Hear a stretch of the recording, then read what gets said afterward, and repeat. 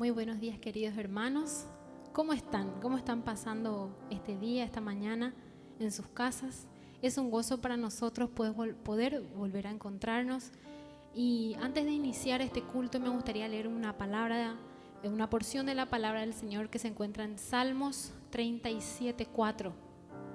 Dice así: deleítate a sí mismo en Jehová, y Él te concederá las peticiones de tu corazón. ¿Les parece si empezamos a cantar a nuestro Señor juntos? Empecemos.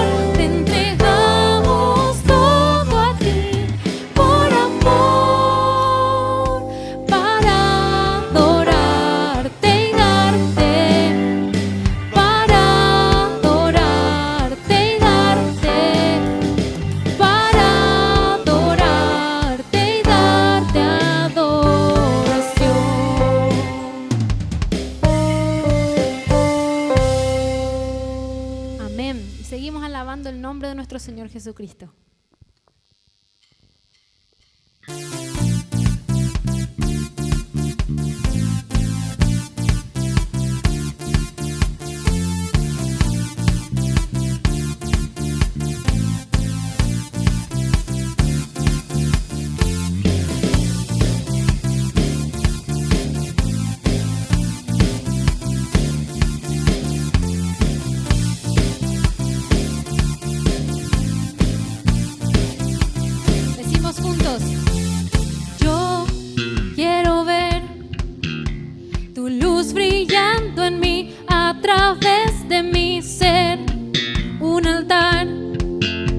Que todos puedan ver, que todos oigan, que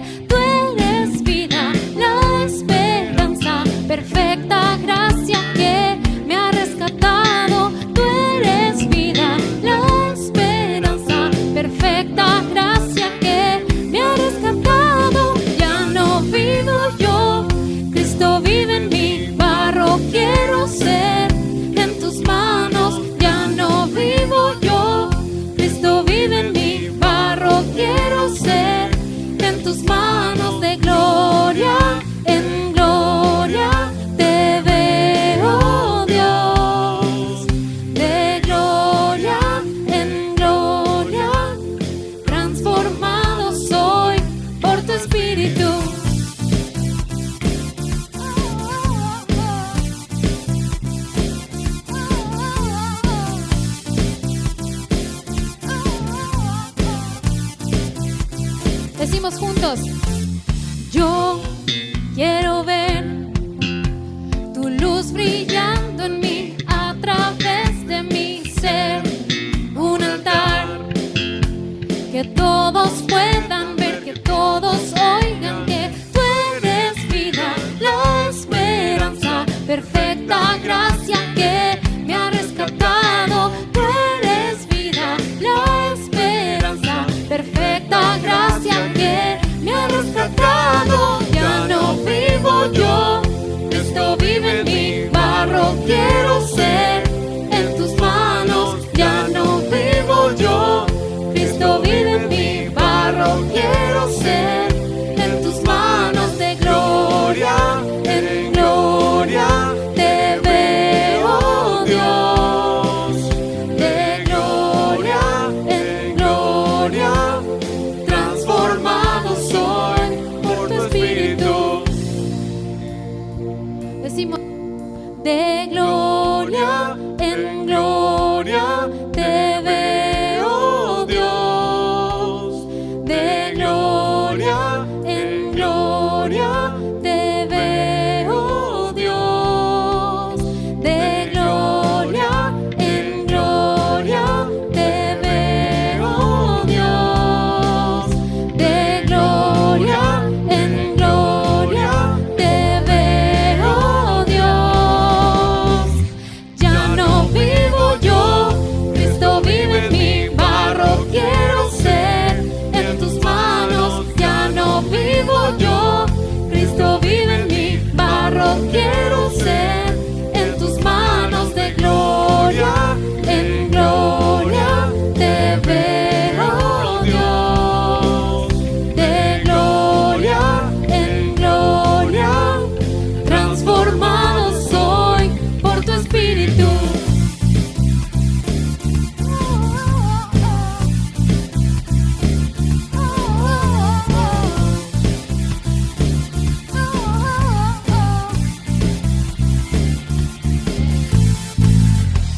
Amén. Nos preparamos para cantar este precioso himno que dice así: hay un dulce espíritu aquí. Amén. Y sin dudar yo sé que nueva vida en ti tendremos siempre aquí. Hay un dulce espíritu aquí y yo sé que es el espíritu del Señor. Cada rostro expresa el gozo, sí, pues sentimos la presencia del Salvador. Santo Espíritu, fiel celestial, quédate aquí y llénanos de tu amor, y por tus obras te damos hoy loor. Y sin dudar yo sé que nueva vida en ti tendremos siempre aquí. Bendiciones puedes recibir si le entregas fiel tu vida a tu Salvador. Eres tú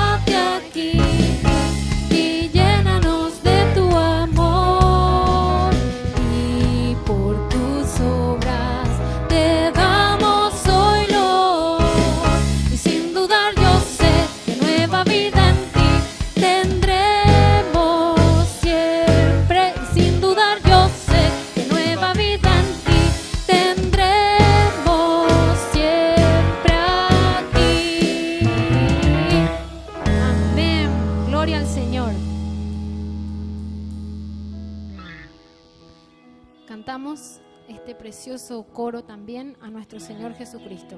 Amén.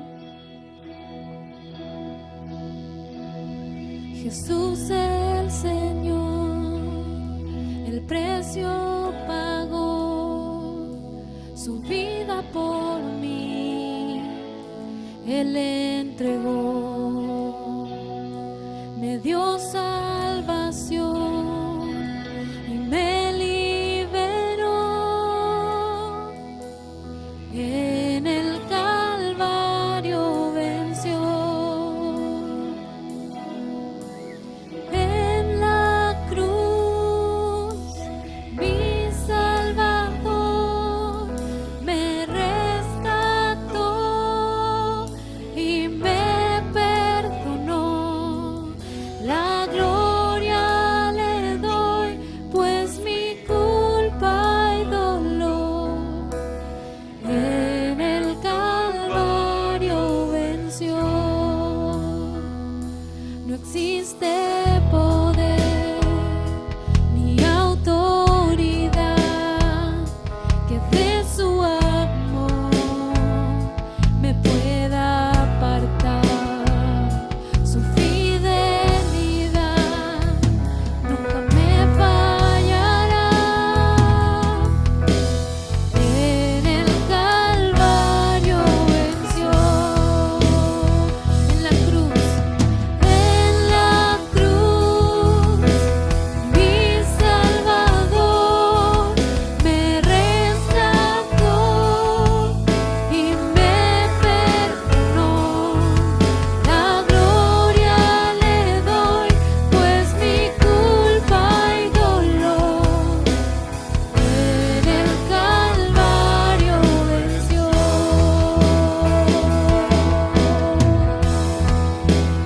Solo su sangre mi corazón limpió.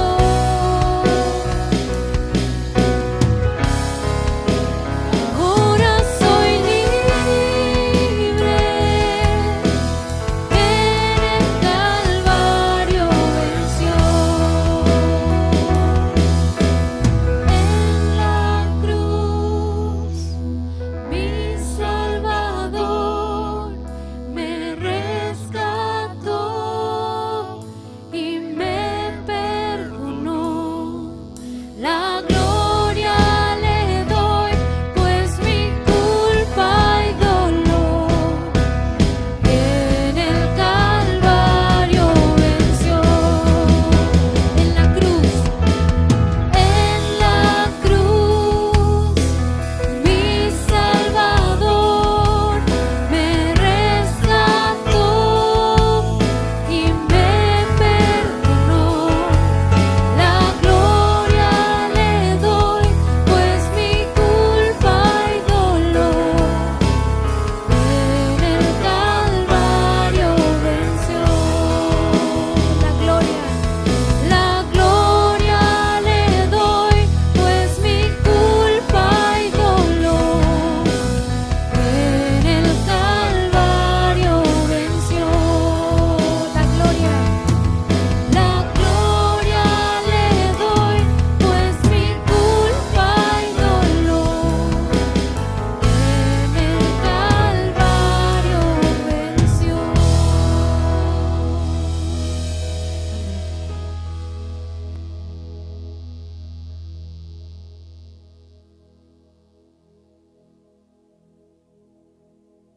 You're good, good Father. Estamos aquí contentos de poder estar juntos. Vamos a ir haciendo preguntas, escuchando un poquitito, algo que nosotros debemos de entender.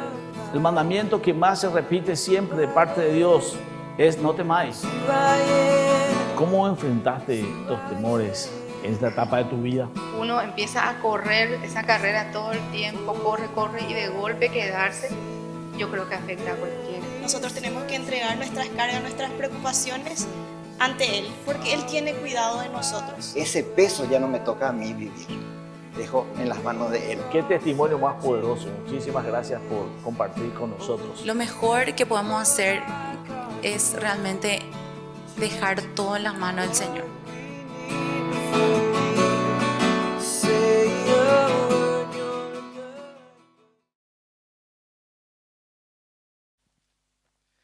buenos días, hermanos. Que el Señor nos bendiga en esta hermosa mañana. Es un gusto estar nuevamente teniendo nuestro tiempo de oración juntos. Creo que a partir de hoy ya podemos nuevamente, así como hacemos en las reuniones diarias de oración, podemos compartir en las redes sociales nuestros motivos de oración para orar unos por otros. Y vamos ahora a tener nuestro tiempo de oración. Te invito a abrir tu Biblia en el Salmo 90, si la tenés ahí cerca, abrí tu Biblia, Salmo 90, vamos a leer los versículos 1 y 2. Y mientras, quiero mencionar algunos de nuestros motivos de oración que tenemos como iglesia. Antes de comenzar directamente con nuestros motivos de oración, queremos invitar para un programa muy especial que vamos a tener esta noche en el culto de la noche a las 19 horas.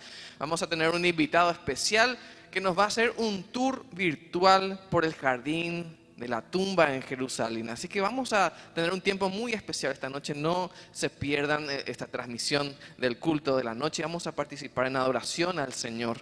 Vamos a orar por nuestro país, vamos a orar por nuestro gobierno, vamos a orar por nuestras familias. Vamos a orar siempre por nuestra iglesia. Oramos también por nuestros hermanos, en especial aquellos que están delicados de salud. Oramos por los hermanos Vergara, por Ricardo Fleitas, Juan Carlos Ferreira, Pastor Porfirio y Pastor Salomón. También vamos a orar por la salud de ambos. Y yo sé que cada uno de los que están aquí presentes tiene probablemente su propio motivo de oración.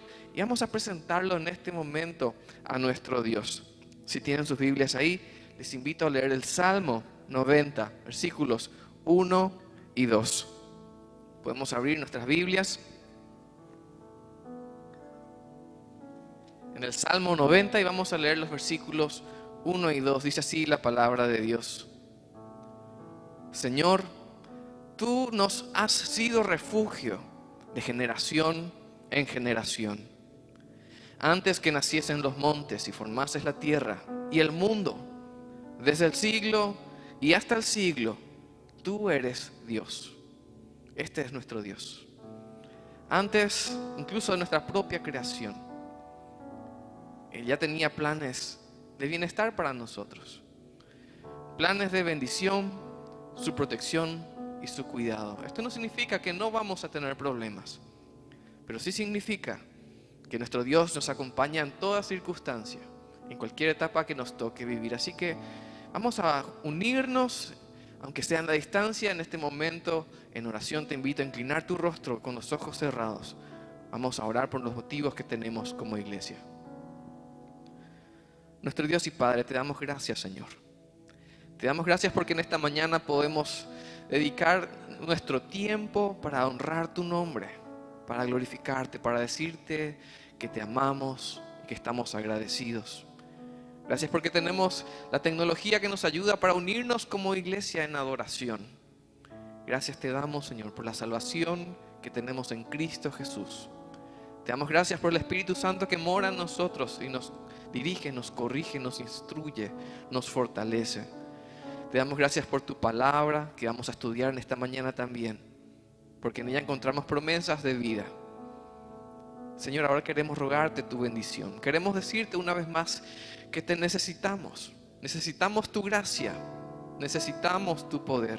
Y rogamos bendición, Señor, para nuestra iglesia.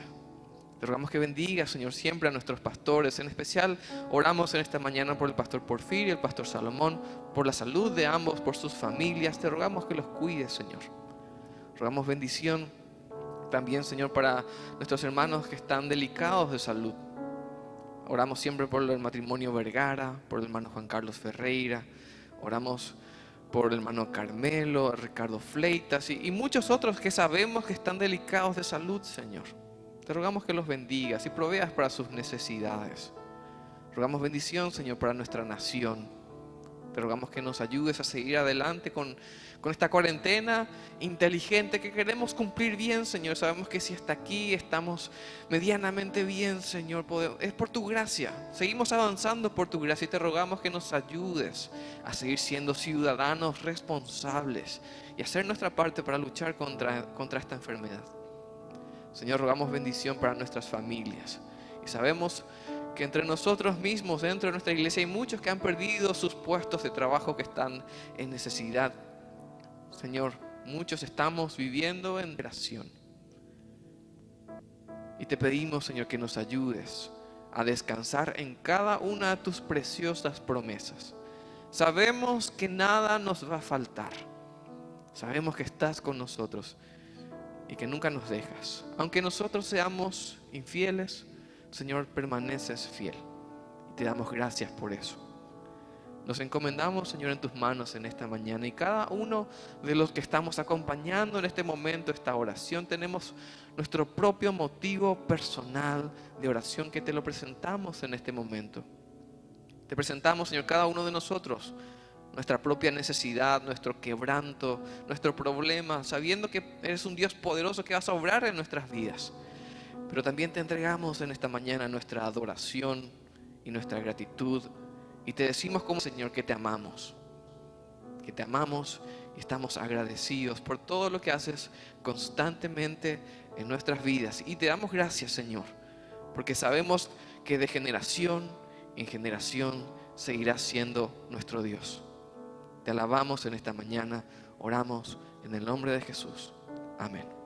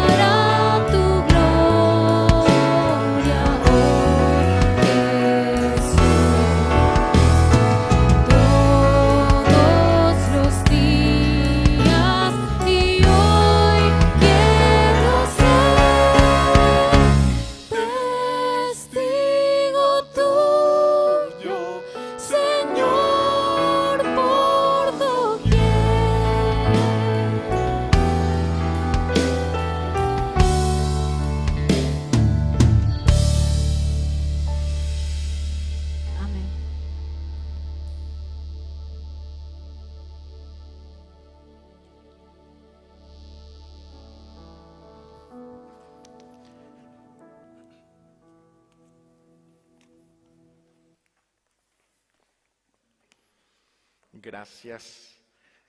Ale, equipo, muy buenos días, amados hermanos. Estamos hoy en este 28 de junio, último domingo del mes de junio, por la gracia del Señor, aquí en nuestro templo. Y bueno, por lo menos ya desde el domingo pasado aquí tengo al equipo, ¿verdad? Y eso ayuda también a la hora de poder sentir ese calor humano a la hora de presentar el mensaje. Pero también sabemos que la palabra del Señor es poderosa para tocar nuestros corazones, incluso escuchándolo ahí desde tu casa. Recordamos, hermanos, que seguimos nosotros con la paciencia, esperando en el Señor para aquel día en que podamos volver a encontrarnos físicamente, todos juntos. Anhelamos, yo sé que todos estamos anhelando eso. Y mientras tanto, seguimos con la paciencia, hermanos. Tenemos que ser prudentes en todo lo que hacemos. Y ahora estamos cerrando la primera mitad de este turbulento año 2020. La pandemia sigue, es más, recobra fuerza incluso en aquellos lugares en los que ya parecía vencida la pandemia. Vemos que incluso en Uruguay, en Alemania, en algunos lugares en donde ya había bajado la cantidad de contagios y demás, vuelve a surgir. Aquí en nuestro medio, en nuestro país, vemos desde el día de ayer un aumento exponencial de casos y ahora estamos entrando al invierno. Así que, hermanos míos, lo que hemos dicho desde el inicio, no nos olvidemos, busquemos a nuestro Dios. Nada pasa sin su permiso. Y es mi oración que cuando todo esto acabe, la iglesia esté firme, fervorosa, apasionada, enfocada en su misión, fortalecida en la palabra de Dios. En estos casi ya 6 meses de pandemia, vamos contando con mayor conocimiento acerca del virus que nos acecha. El virus es muy contagioso, pero se contagia más por el contacto cercano que por tocar las superficies o al estar al aire libre. Los ambientes cerrados y el tiempo de exposición aumentan los riesgos. Por eso se habla de mayor riesgo de contagio en las reuniones sociales, lastimosamente, porque cuando estamos reunidos socialmente en la familia, no vamos a estar usando quizás la mascarilla, vamos a estar más de media hora o 40 minutos, vamos a estar compartiendo vasos y demás, y si no lo hacemos, quizás vamos a estar compartiendo el espacio por mucho tiempo. Así que lastimosamente es el ambiente más propicio para un contagio.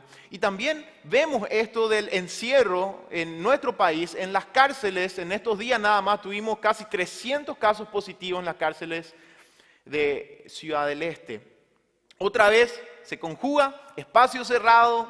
Lastimosamente esa es la situación de nuestras cárceles, ¿verdad? Mucho hacinamiento y ahí vemos el contagio exponencial. También hoy al mirar las estadísticas vemos que la población mayor, los adultos mayores y con enfermedades de base son las más vulnerables. En un artículo del New York Times que salió ayer, mencionaban que aproximadamente 43% de las muertes por COVID-19 en los Estados Unidos están ligadas a hogares de ancianos. 43%, y otra vez se conjuga una población en edad de riesgo, todos en un mismo lugar. Normalmente en los Estados Unidos los hogares de ancianos son toda una institución, ellos tienen su enfermería, tienen su pequeña clínica, así que uno se contagió, todos están juntos ahí. Casi la mitad de las muertes relacionadas con COVID-19 ocurrieron en este ambiente de hogares de ancianos. Ayer, lastimosamente, 2 ancianos en nuestro país ni siquiera pudieron llegar al hospital y fallecieron, 95 años y el otro creo 75 años por COVID-19. Hermanos, la verdad es que no nos queda más que ser sabios, ser prudentes, hacer lo que podamos y confiar en el Señor, pedir su protección. Probablemente esto seguirá todavía por un tiempo hasta que encontremos una vacuna. Y también, a pesar de que nos encerremos quizá todo el año, hermanos, el virus va a estar ahí. Así que tenemos que ser prudentes y confiar en el Señor, sin temor, usando todos los medios que Él nos da para poder seguir caminando.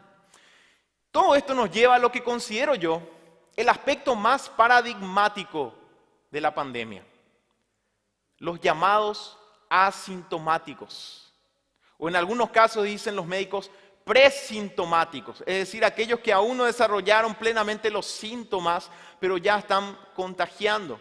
También se menciona a los subsintomáticos, es decir, aquellos que tienen síntomas leves, pero que sí pueden estar contagiando la enfermedad. Algunos estudios apuntan a que el contagio por medio de estos asintomáticos es considerablemente menor. Sin embargo, esto representa el mayor riesgo del virus que hoy nos toca enfrentar. A diferencia de la influenza, por ejemplo, en donde uno decía, esto me tumba, me está doliendo todo el cuerpo, no puedo levantarme, me duele la cabeza, tengo un poco de fiebre, incluso me quedo en la cama. Uno puede estar con COVID-19 sin sentir ningún síntoma o tal vez sentir un simple dolor de garganta en este tiempo de frío. Muchos de nosotros quizás nos levantamos un poquito, me raspa la garganta. Puede ser COVID-19. Y siendo un subsintomático o asintomático, nos podemos convertir en agentes que van transmitiendo la enfermedad. Esto es lo más, diríamos, paradigmático y desafiante de este virus que nos toca. No es un virus que te tumba y uno sabe, yo estoy enfermo, me quedo. Muchos de los contagios ocurren por medio de estos asintomáticos o subsintomáticos. Y el tema del mensaje de hoy toma este punto como ilustración, para que de alguna manera pueda ser memorable, porque es un tema muy importante. El título del mensaje en esta mañana que quiero compartir con ustedes es Fe asintomática. Fe asintomática. Y tomo la ilustración de lo que estamos viviendo hoy, como le estaba diciendo, como para que verdaderamente quede en nuestras mentes. No porque la fe sea una enfermedad, más bien porque el testimonio bíblico nos indica que la fe debe producir un efecto, debe producir síntomas claros. De otro modo, como nos dirá nuestro texto hoy, es una fe que está muerta.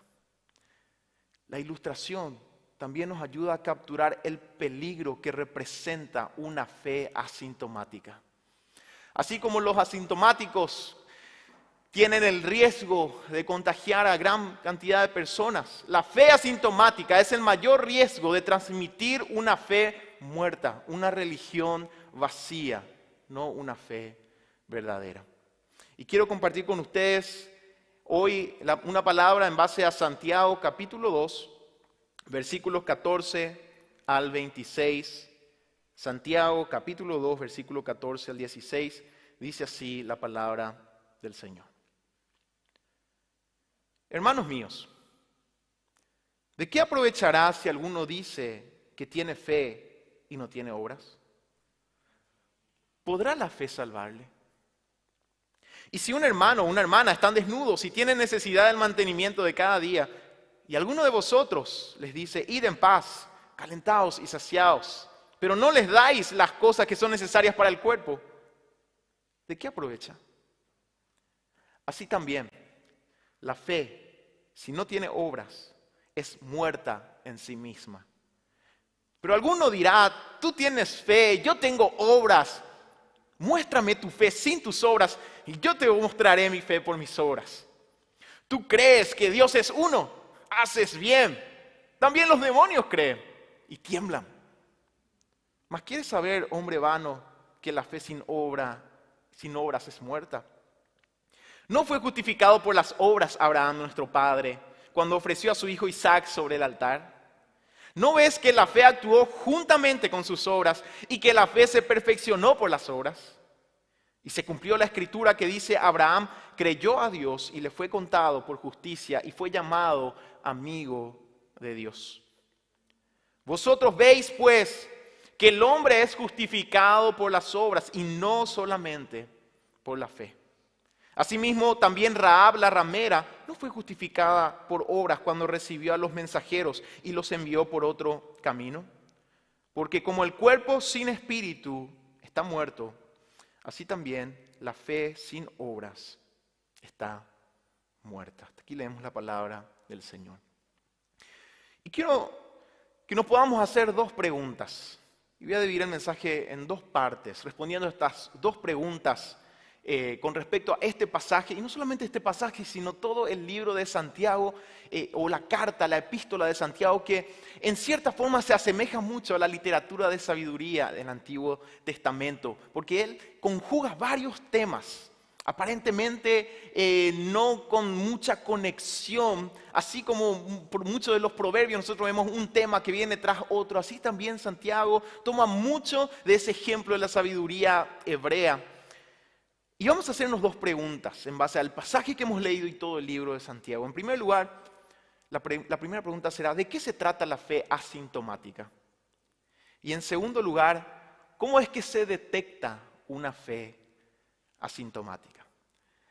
Hace unas semanas, ¿verdad?, cuando estábamos con pocos casos, decían, a veces es muy difícil detectar si una persona está contagiada con el COVID-19 porque tiene una carga viral tan baja que hay que repetir el estudio una y otra vez para encontrarlo, ¿verdad? No es tan fácil descubrir que alguien tiene el virus si es que es asintomático. Así que vamos a hacernos la pregunta también nosotros. Una fe asintomática, ¿cómo la detectamos? Santiago nos va a dar también algunas directrices con respecto a eso. Pero antes de entrar ya a nuestro primer punto, quiero repasar rápidamente el contexto de esta carta o epístola. El autor es Santiago, hermano del Señor Jesús, que no debe ser confundido con Santiago, hijo de Zebedeo, hermano de Juan. Recordemos que a Juan y a Jacobo o a Santiago los llamó el Señor los hijos del trueno. No es este Santiago, sino Santiago, hermano del Señor, o diríamos medio hermano del Señor Jesús. Recordemos que Santiago, hijo de Zebedeo, fue muerto por Herodes Agripa. Y Santiago, el autor de esta carta o esta epístola, el hermano del Señor, llegó a ser líder prominente en la iglesia de Jerusalén en el primer siglo. Pablo menciona que se encontró con él en Gálatas 1:19, también en Hechos capítulo 15, en el primer concilio de Jerusalén, como es llamado. Vemos a Santiago, el hermano del Señor, ya después de la muerte de Santiago, hermano de Juan, hijo de Zebedeo. Santiago, el hermano del Señor, fue quien tomó aparentemente el liderazgo de la iglesia en Jerusalén. Una iglesia que, por lo que vemos en los primeros capítulos de Hechos, era predominantemente de trasfondo judío. También en Hechos 21, 18 podemos ver que se menciona a Santiago. Llamativamente, Santiago es una de las cartas que más cita directa o indirectamente los dichos del Señor, y también tiene muchas referencias al Antiguo Testamento. Con respecto a la ocasión y destinatarios de esta carta, existen dos posturas principales. La primera postura es que esta epístola fue escrita a la iglesia de trasfondo judío que se encontraba todavía en Palestina, y esta carta sería una de las primeras cartas en ser escrita alrededor de, algunos dicen 40 hasta el 60 antes de Cristo. Y hay varias referencias que nosotros podemos tomar para decir realmente este es el caso. Al iniciar su epístola, Santiago se dirige a las 12 tribus que están en la dispersión, ¿verdad? Y se utiliza el término 12 tribus, dispersión o diáspora. Era un término que se refería a los judíos que habían salido inicialmente de la zona de Jerusalén y alrededores, y que en algunos casos habían retornado, como era el caso en el primer siglo. Muchos habían retornado para estar en la ciudad de donde habían salido o de donde sus parientes antiguos habían vivido.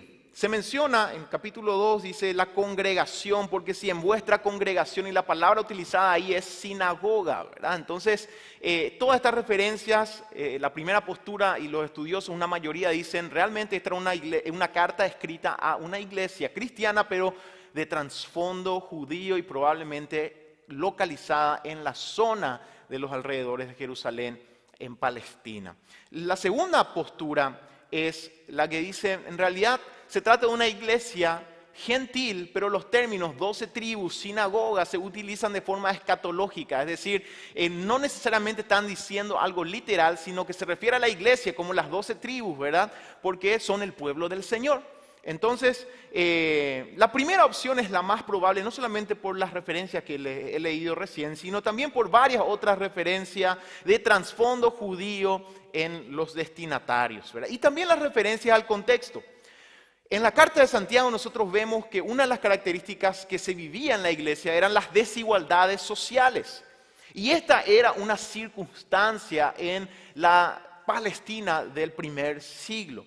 La referencia a la diáspora, como estaba diciendo, esto también es real cuando nosotros vemos los primeros capítulos en Hechos, en donde la iglesia ahí se tenía todo en común y donde ahí surge una disputa por las viudas de trasfondo hebreo y griegas, ¿verdad? Que en realidad todos eran judíos, pero más bien eran aquellos de habla hebrea y otros de habla griega. ¿Qué pasaba? Así como una famosa canción paraguaya, en la letra decía: Dios, yo le pido que antes de morirme de volverte a ver Paraguay. Decía, ¿verdad? Esto suele pasar con aquellas personas que salen de su tierra y tienen ese anhelo de volver. Mucho de este sentimiento había en varios judíos que ya estaban viviendo después de la destrucción de Jerusalén, ya en el siglo antes de Cristo. Ellos salieron y algunos, por la tradición o por varias circunstancias, habían salido y volvían, retornaban. ¿Qué pasaba con esta gente que volvía? No tenían tierras, muchos de ellos. Algunos venían para morir en su tierra.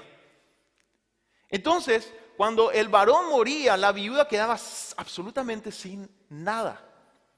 Entonces, esto ocasionaba un gran problema para la iglesia, ¿verdad? Porque eran personas que no tenían absolutamente nada, probablemente no tenían tierra, estaban viviendo, rentando algún lugar. Y también tenemos que saber que en esa época ya crecía la acumulación de tierras por parte de aquellas personas más poderosas, ¿verdad?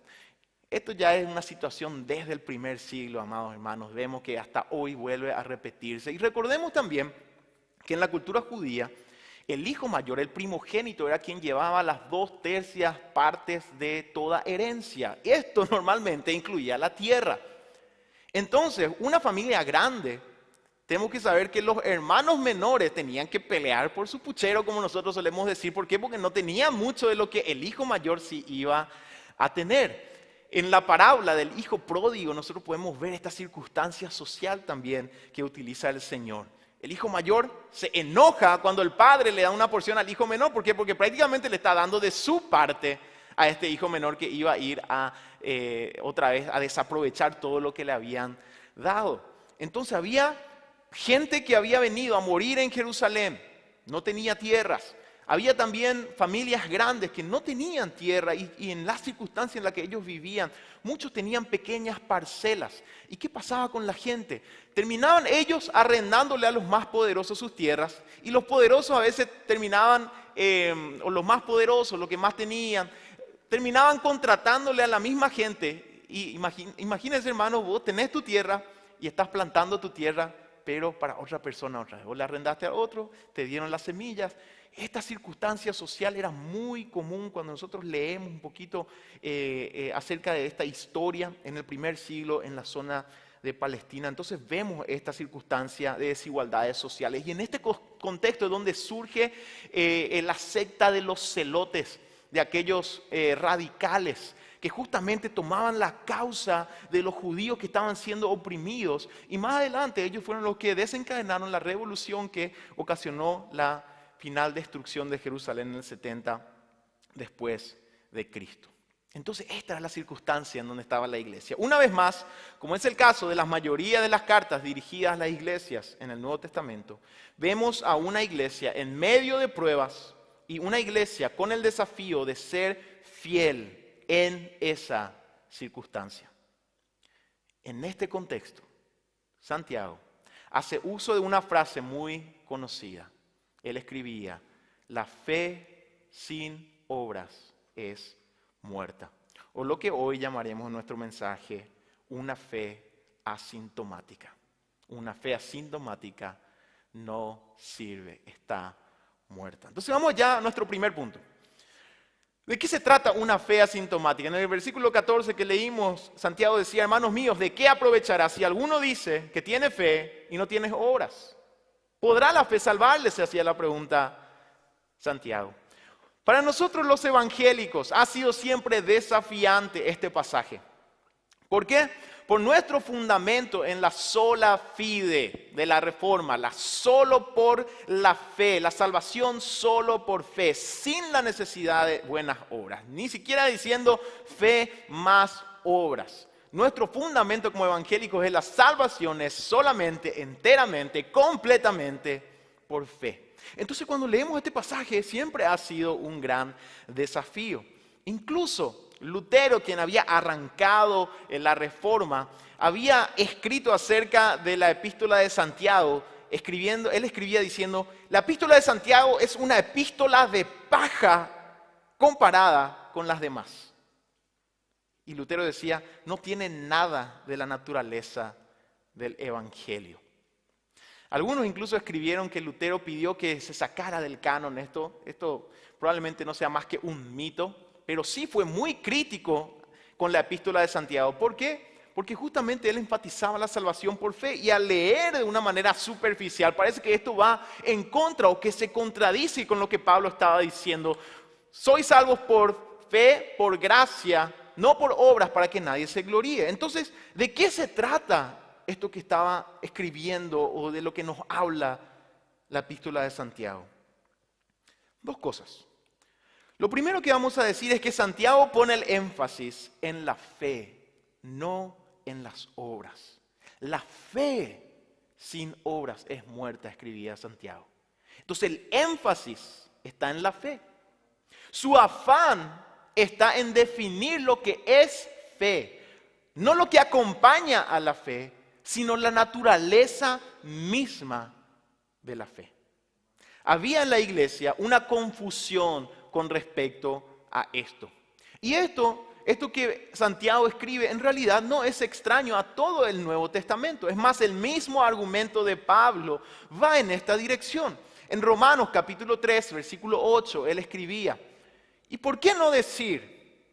Y fíjense ahí lo que escribía el apóstol Pablo, cómo se nos calumnia y como algunos cuya condenación es justa afirman que nosotros decimos, hagamos males para que vengan bienes. ¿Cuál era la acusación en contra de Pablo? Que él estaba predicando una gracia fácil, una gracia barata, una gracia que quizás le llevaba mucho a decir, bueno, yo ya creo en el Señor Jesús, ya no tengo que, esto no implica absolutamente nada en mi vida, solamente conocimiento. Y Pablo decía, nos calumnian de esta manera, falsamente. Y en Romanos capítulo 6, versículo 1 al 3, otra vez en esta dirección el apóstol Pablo escribe, ¿qué pues diremos? ¿Perseveraremos en el pecado para que la gracia abunde? En ninguna manera. Porque los que hemos muerto al pecado, ¿cómo viviremos aún en él? ¿O no sabéis que todos los que hemos sido bautizados en Cristo Jesús hemos sido bautizados en su muerte? Otra vez Pablo está atacando esa mala comprensión que algunos tenían de su mensaje de salvación por fe, enteramente por gracia. Es el mismo énfasis de Isaías, lo que vemos aquí en Santiago.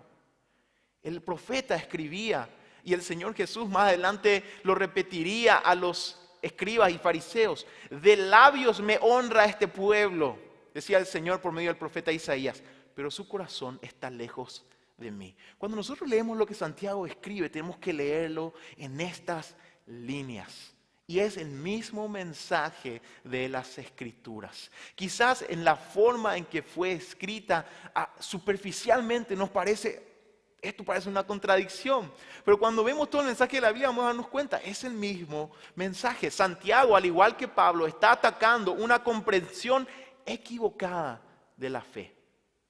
Una fe asintomática es una fe que es mera religiosidad. Esa fe que vivía el pueblo de Israel y en contra de la cual predicaban los profetas. Esa fe solo de labios, no de corazón. Esa fe que toma la gracia como una excusa para el pecado, como Pablo lo estaba hablando. Es de esa misma fe que Santiago se está ocupando aquí cuando dice la fe sin obras es muerta. Y hago una pregunta, ¿no es esta la fe más común en nuestro medio? Una fe que no es más que una tradición, que no afecta la vida del que la confiesa. Una fe divorciada de obediencia. Esta fe asintomática, diría el apóstol, diría Santiago, no justifica. No por tener una religión, no por aprender un catecismo, no por haber recibido ciertos ritos, ni asentir con valores y principios. podemos decir que la salvación ha llegado a nosotros. Esto no es fe, este es el énfasis de Santiago. En segundo lugar, cuando leemos la fe sin obras muertas, tenemos que comprender que cuando Santiago menciona el término obras, no está hablando exclusivamente de ayudar a otros, lo que hoy nosotros llamamos también buenas obras, ayudar al otro. Hay un gran componente social, como hemos visto en la carta, y un gran énfasis en el amor al prójimo. Pero al referirse a obras, Santiago no se refiere únicamente a esto, no se está limitando. La fe sin obras, la fe sin ayudar al prójimo es muerta. Este término obras es mucho más amplio y es fácil de verlo al leer completamente la epístola de Santiago. Obras, según Santiago lo utiliza, se refiere a la obediencia en general, lo cual incluye el amor al prójimo, pero no se limita a esto. También esto resuena en todo el Nuevo Testamento. En Efesios capítulo 4, versículo 1, el apóstol Pablo escribía: yo pues, prisionero del Señor, os ruego que viváis de una manera digna de la vocación con que habéis sido llamados. Es otra forma de decir que vuestra fe no esté sin obras, sin obediencia, que vuestra fe no sea asintomática, no esté muerta. En Colosenses 2:6 también el apóstol escribía: por tanto, de la manera que recibisteis a Cristo el Señor, así andad en Él. Filipenses 1:27, el apóstol Pablo exhortaba a los filipenses: solamente comportaos de una manera digna del evangelio de Cristo. Que vuestra fe no esté sin obras, que vuestra fe no sea sin obediencia. En Hebreos 12:14 leemos: buscad la paz con todos y la santidad, sin la cual nadie verá al Señor. Sed santos, como yo, vuestro Dios, soy santo. Es decir, que vuestra fe, lo que ustedes declaran y dicen que creen, no esté divorciada de su obediencia, de su vida verdaderamente. El mismo Santiago mencionaría también que la verdadera fe es guardarse sin mancha del mundo. E iba a referirse también en el capítulo 4, versículo 4 de esta manera: oh almas adúlteras, ¿no sabéis que la amistad del mundo es enemistad contra Dios? Entonces vemos aquí, hermanos, que el término obras, hoy nosotros escuchamos obras y decimos: esto es ayudarle a alguien, prestarle algo a alguien, darle de comer a alguien. Esto incluye, pero cuando leemos en la epístola de Santiago obras, tenemos que saber que él se está refiriendo a la obediencia del cristiano en general, en todas las áreas de su vida. Ser buenos con los demás, tratar de hacer lo mejor en todo, tratar de hacer bien las cosas, esto es lo que importa. Escuchamos una y otra vez. Normalmente con esta actitud se toma la frase: la fe sin obras es muerta. Y al apóstol Santiago le decían, y él lo toma y lo pone así: tú dices, tienes fe, yo tengo obras. Y él le dice: yo te voy a demostrar que eso es imposible de decir. Pero en realidad la palabra nos recuerda que la fe verdadera no puede ser asintomática. Y que si tenemos fe, no va a afectar solo un área de nuestra vida, sino toda nuestra vida.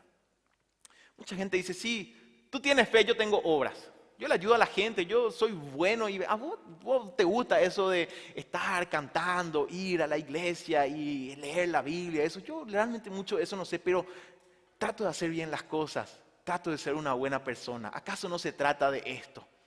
Entonces, Santiago no estaba hablando de esta manera. Él estaba refiriéndose a aquella fe que es obediente. Y esta fe es la que se nos llama a tener en toda la palabra. Cuando Santiago menciona un caso hipotético en el capítulo 2, versículos 15 y 16, en donde él dice: y si un hermano o una hermana están desnudos y tienen necesidad del mantenimiento de cada día, y alguno de vosotros le dice: id en paz, calentados, saciados, pero no les dais las cosas que son necesarias para el cuerpo, ¿de qué aprovecha? Él está usando esto como una ilustración, no necesariamente ejemplificando lo que significa obras. Utiliza esto para demostrar lo necio que es pensar que uno puede tener fe sin obediencia. Tenemos que imaginarnos, ahora que viene el frío, si pasa alguien le vemos ahí con una remerita, tal vez tiritando de frío, y nosotros tenemos aquí un abrigo, otro abrigo acá en el hombro, ¿verdad? De tanto que tenemos, le vamos pasando y le decimos, che, amigo, te vas a enfriar y te vas de largo. Eso es lo que Santiago está diciendo. ¿De qué sirve que yo le diga te vas a enfriar si yo tengo un saco extra acá y no se lo voy a dar? No tiene sentido. Santiago estaba diciendo, así es la fe sin obras. ¿De qué sirve que yo diga, creo en Dios? Y Santiago le dice, ¿en serio? ¿Vos sabés que los demonios también creen en Dios? Muchos hoy dicen, yo tengo mi propia relación con Dios. Santiago le diría, vos sabés, los demonios también tienen su relación con Dios. Es decir, ellos existen como aquellos que están en contra de la voluntad de Dios. Pero incluso hablaron con el Señor Jesús cuando estaban acá. Muchos dicen, yo sigo a Dios a mi manera. ¿No sabes que los demonios siguen a Dios también? Quieren seguir, ni siquiera ellos siguen a Dios a su manera, porque ellos tiemblan, le decía el apóstol Santiago. Entonces, todas estas imágenes que Santiago utilizaba, él quería resaltar que no podemos decir simplemente yo creo en Dios si mi vida no la vivo en obediencia. Y utiliza también el ejemplo de Abraham. Y aquí vemos también la conexión, por así decirlo, judía de sus destinatarios. Él utiliza la figura de Abraham y le dice, ¿acaso él no fue justificado también por sus obras? No en el sentido de que esas obras fueron necesariamente las que directamente le justificaron a él, sino que por fe él obedeció. Santiago le estaba diciendo, Abraham no tuvo un sueño de que él llevaba a Isaac y se despertó de repente y dijo, gracias Señor porque me diste este sueño. No, él fue con su hijo, levantó la espada, el cuchillo, obedeció. La fe asintomática no es fe. Este es el mensaje de Santiago. Ahora la pregunta es, y vamos a nuestro segundo punto y último, ¿cómo reconocemos una fe asintomática? Y vamos a dar una lista que no es exhaustiva, pero hay algunas áreas en donde normalmente la fe asintomática da ciertas señales que podemos reconocer. Así que nuestro segundo punto es, ¿cómo se detecta una fe asintomática? Santiago escribía en el capítulo 2, versículo 26, porque como el cuerpo sin espíritu está muerto, así también la fe sin obras, sin obediencia, la fe meramente religiosa, esa fe que solamente confiesa teóricamente ciertos principios, ciertas doctrinas incluso, esa fe que no obedece, esa fe que no vive en una verdadera relación con Dios que afecta a toda su vida, esa fe tan común en nuestro medio, hermanos, esa fe está muerta. Una de las señales de una fe asintomática es el doble ánimo. En Santiago 1:6 leemos, porque el que duda es semejante a la onda del mar que es arrastrada por el viento, echada de una parte a otra, que va y viene. Una señal de una fe asintomática. Y Santiago hablaba aquí en el contexto de la oración pidiendo sabiduría en medio de las pruebas. Santiago decía, pasan por pruebas, pídanle sabiduría para permanecer en las pruebas, firmes, pero pidan con fe. Porque si no son como aquella ola que va y viene, una señal de una fe asintomática. Va y viene. Un día está, otro día no. Un día dice que está así, obedece, otro día no. En capítulo 1, versículo 23 también Santiago escribía, porque si alguno es oidor de la palabra, pero no hacedor de ella, este es semejante al hombre que considera un espejo su rostro natural y después va y se olvida, dice, como lucía. Doble ánimo, una señal de una fe asintomática, inconsistencia. Santiago incluso usa el caso de recibir, en el capítulo 2, de recibir a los ricos. Recordemos, estábamos hablando, el contexto, había muchos poderosos que llegaban a las sinagogas. Y dice él, ¿cómo ustedes le van a recibir al que tiene anillo de oro y le van a decir, vengan, siéntanse en el lugar más privilegiado? Y al hermano que está ahí todo andrajoso le dicen, andate hacia atrás. Esa es una fe asintomática, una fe que demuestra doble ánimo.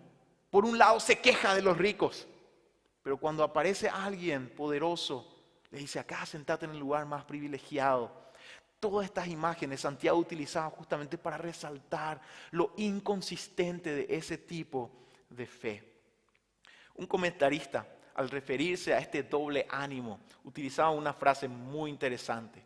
Él dice, este tipo de fe es un tipo de esquizofrenia espiritual, en donde uno parece que está aquí, firme, se da la vuelta, se olvidó completamente de lo que estaba diciendo en su vida. Doble ánimo, una señal de una fe asintomática. Segunda cosa, una lengua indómita, es decir, una lengua no controlada. Es una señal de una fe asintomática. Capítulo 1, versículo 19 de Santiago. Por esto, mis amados hermanos, todo hombre sea pronto para oír, tardo para hablar, tardo para airarse. Es más, todo el capítulo 3, Santiago toma para hablar del peligro de la lengua. Incluso Santiago recomienda, no os hagáis maestros muchos de vosotros, indicando que un aspecto fundamental del que enseña la palabra debe ser poder controlar su lengua. Y en capítulo 3, versículo 10, concluía esta sección de la lengua, Santiago diciendo, de una misma boca proceden bendición y maldición. Hermanos míos, decía él, esto no debe ser así. ¿Cómo se manifiesta que tenemos una fe superficial, solamente religiosa, no una fe verdadera? La lengua no la podemos controlar. Una señal de una fe asintomática. Otra señal, amor entibiado. Santiago se refería a visitar a las huérfanos y viudas, como estábamos diciendo, personas que probablemente no tenían absolutamente dónde quedarse. La religión pura y sin mácula delante de Dios el Padre es esta, visitar a los huérfanos y las viudas en sus tribulaciones, es decir, ocuparse de ellos. No solamente visitar, como hoy quizás nosotros pensamos, sino Santiago está llamando a ocuparse de aquellas viudas y huérfanos que formaban parte de la comunidad. En esa situación tan difícil, en donde ellos probablemente no tenían absolutamente ningún bien. Santiago también menciona como una característica de ese amor tibio, la acepción de personas. En el capítulo 2, 1 al 13. Hermanos míos, que vuestra fe en nuestro glorioso Señor Jesucristo sea sin acepción de personas, sin hacer diferencias. Y también en este contexto del amor tibio, Santiago menciona celos amargos. Todo el capítulo 3, versículos 13 al 18 y en el versículo 14 le escribía, pero si tenéis celos amargos y contención en vuestro corazón, no os jactéis ni mintáis contra la verdad. Esto no es verdadera sabiduría, decía Santiago. Esta es una señal de una fe asintomática, una fe que no produce frutos, que no tiene efecto en la vida. Hay celos amargos, hay contiendas, hay divisiones. Y finalmente, otra señal de una fe asintomática es la amistad con el mundo. Santiago 4, 1 al 3, él se preguntaba, ¿de dónde vienen las guerras y los pleitos entre vosotros? ¿No es de vuestras pasiones las cuales combaten en vuestros miembros? Codiciáis y no tenéis, matáis y ardéis de envidia y no podéis alcanzar, combatís y lucháis, pero no tenéis lo que deseáis porque no pedís, pedís y no recibís porque pedís mal para gastar en vuestros deleites. El antónimo de la amistad con el mundo es un corazón plenamente seguro en la fidelidad de su Dios. Santiago usa el término adulterio para describir la codicia, la avaricia, el orgullo. Porque el Espíritu, decía él, nos anhela celosamente. Estamos en una relación con Dios los que somos de Cristo. La amistad con el mundo, por eso que Santiago lo relaciona con la infidelidad.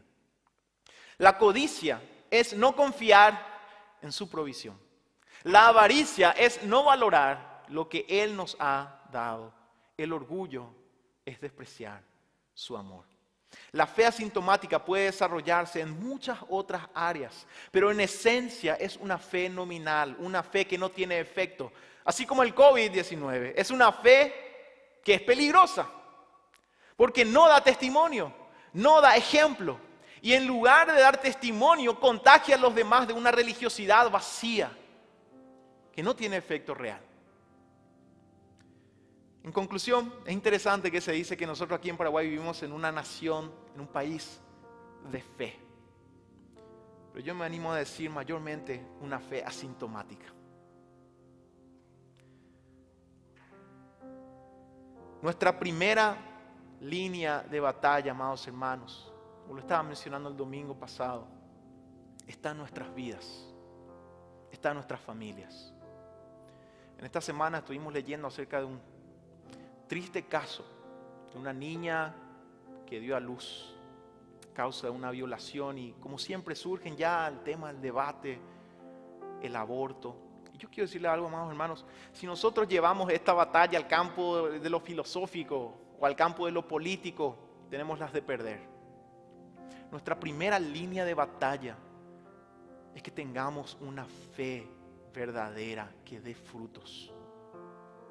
Nuestra primera línea de batalla es ser creyentes que viven lo que predican, que hablan bendición, que aman. Nuestra primera línea de batalla es tener familias en donde el abuso ni siquiera pueda ser comprensible, sino una familia que esté llena del amor de Dios.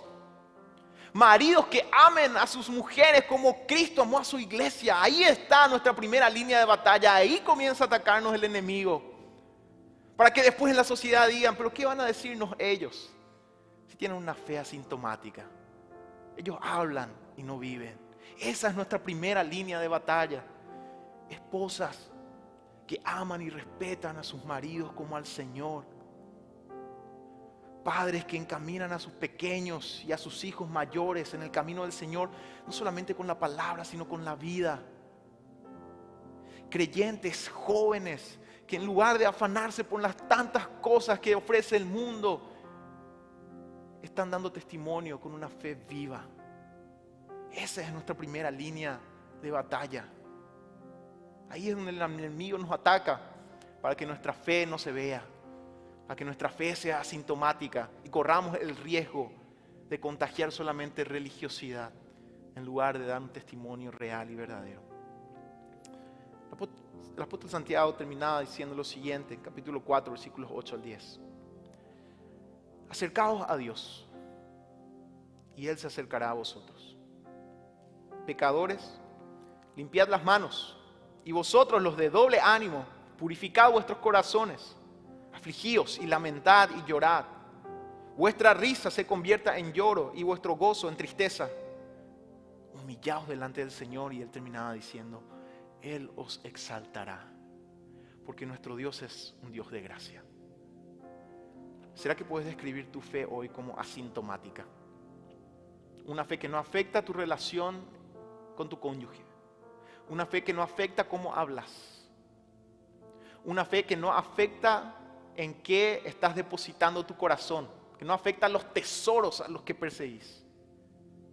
Una fe que no afecta la manera en que usas los dones que Dios te dio.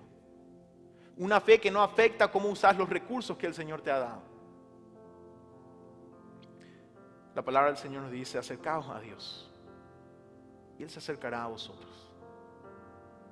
Para purificarnos y que nuestra fe deje de ser asintomática, para ser una fe que transmita un verdadero testimonio del amor de Cristo que está en nosotros, en nuestros hogares, en nuestro entorno.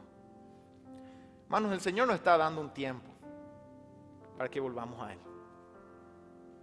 Cada día que pasa en esta circunstancia tan difícil en que vivimos, recordémonos de este pasaje. Cuando nos queremos plaguear por lo que estamos viviendo, cuando sintamos el miedo, quizás la incertidumbre, recordemos este pasaje: acercaos a Dios y Él se acercará a vosotros. Humillaos delante del Señor y Él os exaltará. Nosotros somos llamados a tener una fe verdadera que dé testimonio real de nuestro Dios. ¿Tenés una fe asintomática? Acércate al Señor y Él se acercará a ti. ¿Está tu vida manchada por el pecado? Limpia las manos. Sos una persona de doble ánimo. Purificad vuestros corazones con la gracia del Señor. En este tiempo, oremos y pedile al Señor, si tu fe es asintomática, que Él pueda purificar tu corazón para que tu vida verdaderamente pueda dar un testimonio real de Él. Vamos a orar. Señor, gracias te damos por tu palabra y por este tiempo. Señor, reconocemos que el enemigo nos ataca nuestras vidas, nuestra familia en primer lugar, buscando que nuestra fe no sea más que pura religiosidad, Señor, una fe asintomática, y el peligro de transmitir esa religiosidad vacía. No queremos esto para nuestras vidas, Señor. Hoy nos acercamos a ti, te pedimos que nos limpies, Señor, te pedimos que puedas renovar nuestro compromiso contigo, nuestra obediencia que abarca todo, Señor, que abarca el amor al prójimo, que abarca nuestra lengua, Señor, que abarca nuestro ánimo firme, que abarca nuestro rechazo de ser amigos del mundo, porque somos amigos tuyos, Señor, obedientes en todo. Señor, nos humillamos delante de ti y deseamos que seas tú quien nos levante. Y oramos en el nombre de Jesús. Amén y amén. Hermanos, que el Señor nos bendiga. Esta noche, como estaba diciendo el pastor Raúl, tenemos un programa muy especial. Nuestra cita es en la antigua ciudad de Jerusalén para tener un tour virtual del Jardín de la Tumba. Así que estemos invitando, compartiendo, que el Señor nos bendiga.